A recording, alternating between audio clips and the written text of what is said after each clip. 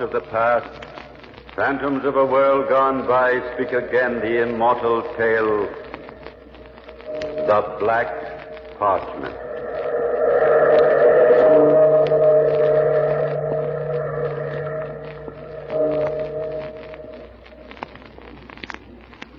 In all this malevolent world, there cannot be one who is more accursed than I, Raphael Roland. For I must decide within the next few moments whether I should die in order that someone else might live. Time was when I wanted to die, but the mocking gods had their little joke, and so I lived. But now it is so hard to die, for I am rich and powerful, and even the library of my home in which I sit reflects my glory. This is no time to die. Then my life should have slipped from me. That night when I walked along the banks of the Seine, penniless and broken and lonely. The voice of the Seine was a soft voice, and it beckoned to me, promised me peace. Then my life should have slipped from me. But the mocking gods had their little joke, and I was interrupted. Why was I ever interrupted? Oh, what's that? Someone's in trouble. Where are you, man? Speak up. Here. Just get over. I believe it's help me, and I will be swept away by the current and drowned. Hang on, old man. I'll be at your side in a moment. Do not slip from me. You'll both be lost. I'll manage. Now, grab hold of my arm. That's it. While I cling to this boulder. I am too weak. Try now. There, I have your arm. Don't worry, I'll get you up. There you are.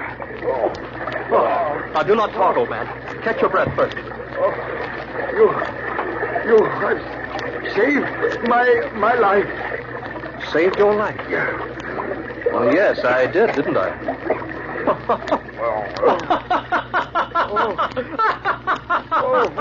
What a strange laugh that is. Perfectly fitting for a strange moment. I came down here to the river to lose my life, and instead, I saved yours.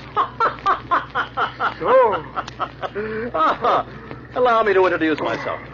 I am Raphael Roland, pauper and fool. I am Edmond de la Trousse, Dr. Edmond de la Trousse. Physician? Quite so.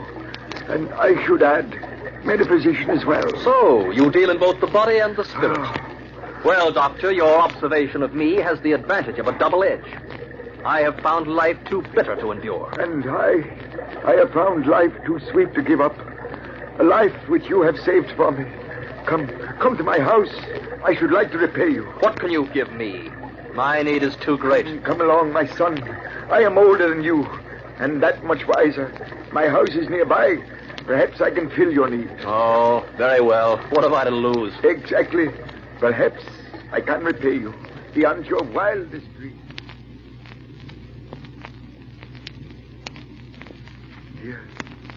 Here we are. Let us both rest for a while. I'll sit down for a moment. You are distressed, and I am tired. Now we must relax and talk. I have nothing to say. Listen here, old man. You promised me something if I would come to your house. Give it to me and let me go. In due time, my son. How can I decide what to give you if I don't know what distresses you? I have nothing to say. You can be at ease with me, Raphael. As you said yourself, my observations have the advantage of a double edge. I am both doctor and metaphysician. My cures have the same advantage. Well, I really have nothing special to say. Speak up anyway. Tell me why you wanted to destroy yourself. I guess because I am by profession a fool. Go on. I'm the poorest and loneliest man in the world, and of my own doing. When my parents died, they left me a large sum with which to continue my education. I gambled it away and was dismissed from the university. I found myself without money nor with any special gifts with which to earn it. Well, I cannot condemn you, Raphael. It has happened before. And tonight, Jeanette, the woman I loved and wished to marry, rejected me. Why? I promised her that I'd stop my gambling. I was down to my last franc, and this morning I I bought a ticket on the national lottery. And it infuriated the young lady? Enough to break our engagement. And now Jeanette will marry someone else. You are indeed unfortunate, Raphael. Now do you see why I scorned you when you offered a reward? What could you give me? Riches, position, the woman I love? Perhaps I can. I think you're joking with me, Doctor. One glance at your house tells me that you're not very wealthy. Do not be fooled by your surroundings. I could have all the money I wish to have, but I don't care for riches. I'm interested only in knowledge. I shall prove to you that I am not speaking nonsense. What are you going to show me? The instrument by which you too can gain riches and power. I shall give it to you as a reward for saving my life. Here. Here it is. This parchment. Spread it on the table. What? How can that piece of black parchment give me what I want? Naturally, you doubt it. You're young and you still have much to learn. See the inscription burned into the parchment? Yes, I see it, but what does all this mean? The language is Sanskrit. Let me translate it for you. I suppose I'll have to endure this travesty until the end. Go on. He who possesses this parchment wills his life to it. Should he desire anything, all he must do is wish for it. The wish will be granted. But with the granting of each wish, the parchment will shrink, and when it disappears, the owner will die. What? You poor, tired old man. You must have exerted yourself all too much in that river. Laugh if you wish, but take the parchment. Oh, I'll take it, Doctor. I shouldn't want to hurt your feelings. Perhaps I can sell it and earn myself a franc or two. Or perhaps I can use it as a doormat to wipe my feet on as I go in and out. I took the parchment and fled from his house. Inside my own room, I threw the parchment down and sagged into a chair. Within me, mixed emotions fluttered about. Did the parchment represent a devilish joke or a great metaphysical truth? I suddenly became insatiably curious. I spread out the blackened skin. It was about the size of a tablecloth. I laughed at the thought of it, growing smaller and smaller as it consumed my life with each wish I made. And then... Now, who could that be? Come in. So you're back, monsieur. Well, good evening, Madame Boulard, my dear, dear landlady. Now, don't you mix me up with your pretty phrases. I've come to speak to you very frankly. Do tell me. Well, I'm listening attentively. I want the rent. The rent? Oh, now you can wait for that a day or so longer. Can't you, Madame Boulard? I have waited long enough. But I can get the money for you easily. In fact, all I have to do is wish for it, and it's yours. Monsieur Roland, you are a nuisance. Either you are brooding or you are hysterical. In fact, I can get all the money I want by just wishing. Then you better make a wish before morning. I intend to have you evicted tomorrow. Oh, don't trouble yourself. I'll make the wish right now. I wish to have 7 million francs. There. Oh, I'm not at all impressed with your theatricals. If I do not have the rent tomorrow, you leave. As you were my witness, I've made the wish. Soon I will have 7 million francs and pay you every penny I owe. Oh, what a pity. And you might have been an engineer. Ah, rather a wealthy man than an engineer, my dear landlady. Monsieur Roland lives here? Send him away, monsieur. It is much too late for visitors. Well, now, surely I must see who it is. And since you've graciously kept my door open... Coming. Yes? Monsieur Roland? I am he. I bring you happy news, monsieur. Here, sign this. What's this all about? You have won, monsieur. You have won. Won what? The National Lottery. Just a moment ago, they had the drawing. I was dispatched to find you at once. You have won first prize. First prize? You are rich, monsieur. 7 million francs. Monsieur. Oh, I heard it. Good night, monsieur. You are rich. 7 million francs. Yes. What strange fortune. Oh, of course, I'll wait for the rent. No hurry now. Oh, Why do you start? it just occurred to me. You are possessed with the devil. Oh, calm yourself, madame. A moment ago, you wished for 7 million francs, and it came true. Where are you going?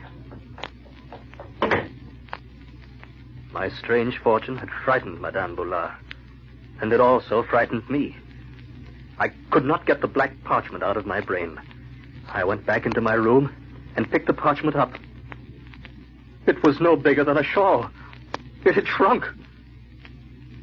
The next day, I was calmer. I began to sense my new power. Perhaps there was a way to make Jeanette change her mind. That afternoon, I went to her home. She was surprised to see me. Raphael, I thought we'd agreed not to see each other again. But I had to see you, Jeanette. I'm rich. We can be married and live like aristocrats. Oh, Paris knows that you've won the lottery, Raphael. But money has never mattered to me. Oh, Jeanette, I promise you, I'll never gamble again. I'll invest. I'll go into business. We'll live such a happy life. Oh, no, Raphael, it is too late. I've tried hard to love you, but I cannot. I love Henri as I've never loved you. Fully and completely. You're going to marry Henri? Yes. I expect him in a moment, so please leave. I'll not let you marry him. I'll not. There's nothing you can do, Raphael. Now, please leave. I shouldn't want him to find you here. I'll not let you marry him. Don't be difficult. I beg of you. Oh, look through the window. Yes, I see him. Your dear Henri. He's on the other side of the street. He'll be crossing in a moment to knock at my door. Now, please leave at once. Very well. But I'll do everything I can to make you love me again. I rushed out of the house and clung to the wall. Henri was crossing the street. The black parchment was focused in my mind's mirror. And then I made a wish. Slowly and surely I intoned it. May he never reach her side alive. I trembled with expectation. In a matter of seconds, Henri's fate would be decided. I turned my face away, for I could not look. But I heard it all. My wish had made me a murderer. I went back to the boarding house and tried to shut myself away, but I could not rest. The black parchment lay on my dressing table. I reached it in a bound and then choked. No longer was it as big as a shawl. It looked more like a napkin. My life was shrinking away. Who's there? Madame Boulard, I wish to speak to you, monsieur. All right, come in. I want to say that I am sorry for the way I acted last night, monsieur. I am not concerned about the rent anymore. Pay me when you like, and... Oh, What's the matter? are you ill, monsieur? Well, no. You've aged so, monsieur. You've aged. Look at your hair. My hair? Your hair has turned gray.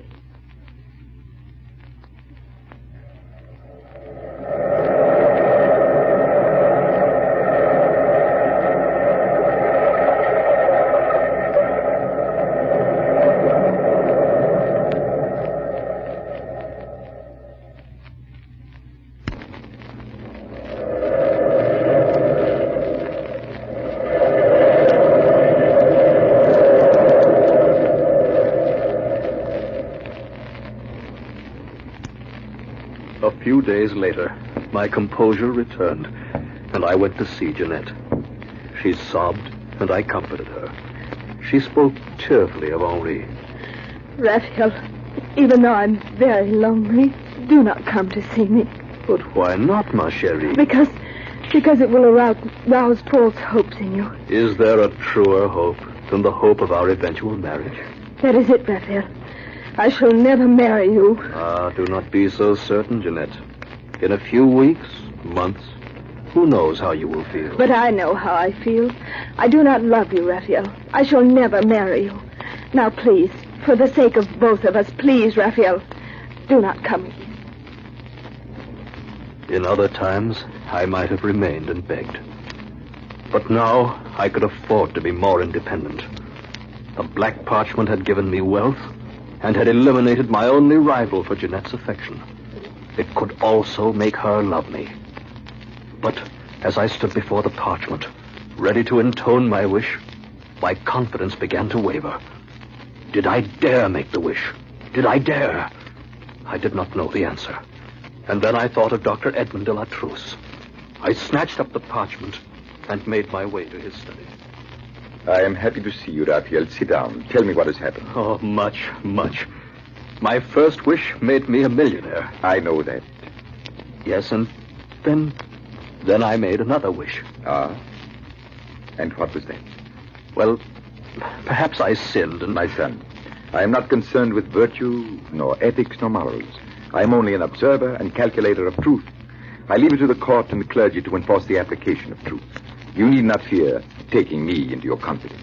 Well, I wish that Henri my rival for Jeanette's hand, I wished that he die. So? And he died, of course, in a manner which does not implicate you. He was run over by a coach and four as he crossed the street. Then you have done well. You are wealthy, and your path is clear with Jeanette. Clear, save for Jeanette herself. She does not love me anymore. She will not marry me. Well, that can be easily remedied. I know, Doctor, but tell me, is there enough of the parchment left for one more wish? Do I dare make it? I cannot say. I deal in truth, not in speculation. Then what shall I do? Advise me. You love Jeanette very much. You want her more than life itself. Yes, of course. More than life itself, Raphael. Oh. Yes, you must make your own decision. I want her. I want her more than life itself. Then wish, Raphael. Wish. Very well. I wish that Jeanette be in love with me enough to marry me. There. You have made your wish. But the parchment, Doctor. What's happening? It is shrinking, my son. Yes, it is. I cannot look. How easily it shrinks. I'm going to die now. I know it. This was my last wish. A priest, Doctor. I must not die without the sacrament. You will not die, Raphael. What? Not this time. Has it stopped? Is there something left of the parchment? It is now the size of a lace handkerchief. I made my wish and I did not die. No, my son, not this time. But let me warn you, be careful next time. Next time? I won't worry about that, Doctor. I think you had better. Oh, no. You see, there won't be a next time. I threw back my head and squared my aching shoulders and rushed to Jeanette's. What stanza of time carries with it more music than the reconciliation? I felt as if the symphony of it all would burst me asunder. Oh, Raphael, when you left me this morning, I was determined never to see you again. But then a feeling overwhelmed me. I was overcome with longing and shame for sending you away. What is done, Jeanette. Now we are together. Now let me look at you as I used to. Let me be warmed by the warmness of your face. Oh, Raphael, you have suffered much, haven't you? It was not easy without you. Your hair, it's turning gray. And your color is gone, and there are lines around your mouth. Yes, I have suffered much. Oh, but never mind, my darling. We'll be married at once. My love will make you young again. My devotion will give you back your youth. We planned it just as we spoke. For the moment, I was free of the black parchment. But I was not destined to remain free of it for long. Strange how inevitable doom appears in simple disguises, in matter-of-fact events of daily life. The one time I never expected to find a sign of the horror ahead was during an intimate supper party which Jeanette and I were enjoying so much. A supper party. And yet, the sign appeared, and it shook me to my marrow. Oh, look, darling. The wishbone. I found the wishbone. Why, yes. From the tone of your voice, I had expected a diamond brooch. Oh, the wishbone, Raphael. Come on, break it with me. Of course. Now, hold tight. All right, I will count. 1, 2, 3. Oh, you have won, Raphael. You get your wish. So I have. Very well, I'll make a wish. I'll make a wish. Oh, loud, Raphael. I want to hear it. A wish? I almost made a wish. Raphael, what has happened to you? Nothing, dear one. I had better lie down for a moment. Raphael, darling, let me help you. No, just leave me alone for a little while. How innocent and disarming was the sign of my approaching doom. I had almost made a wish. But even though my wish might be in jest, the parchment would be in earnest. One more wish, and it would shrink into nothingness. A glib remark, a slip of the tongue, and my life would shrink away.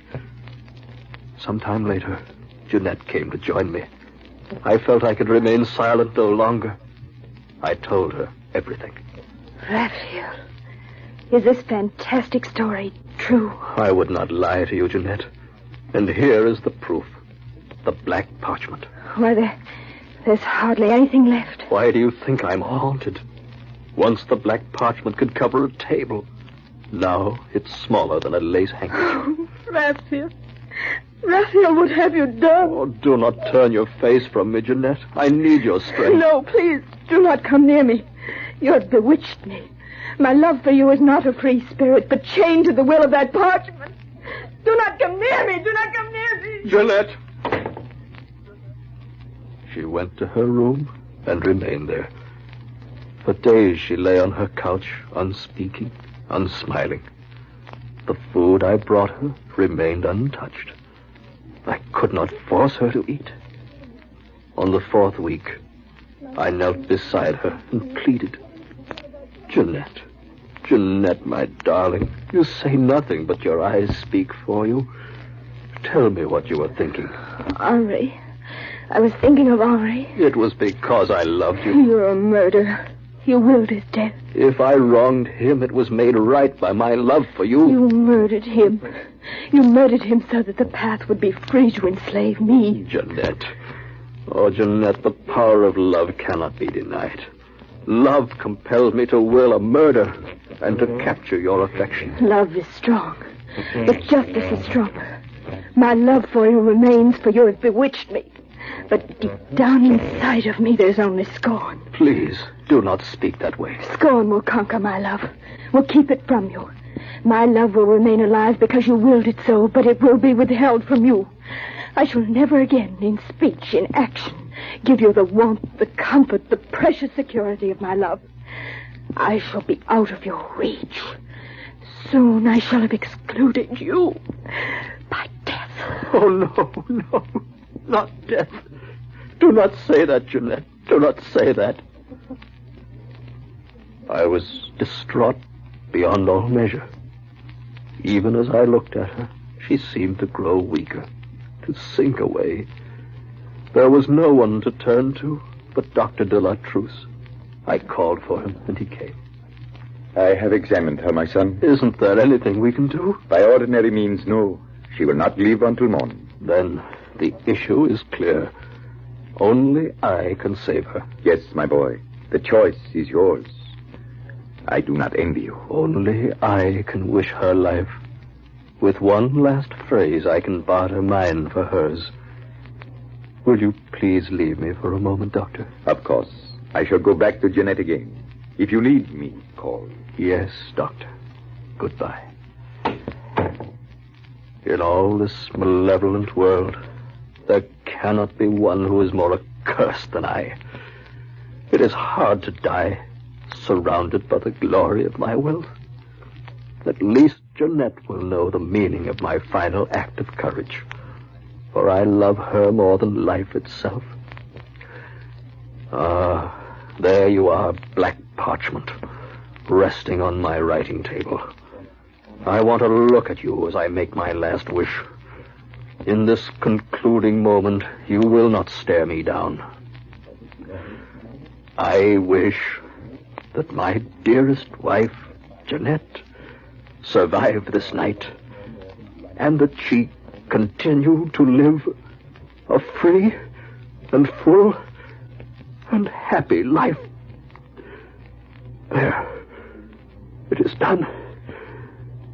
It is done. Raphael, Jeanette is rallying. She... Oh, of course she is, Doctor. And now I can rest forever. The wish is made. There is no parchment left to plague me.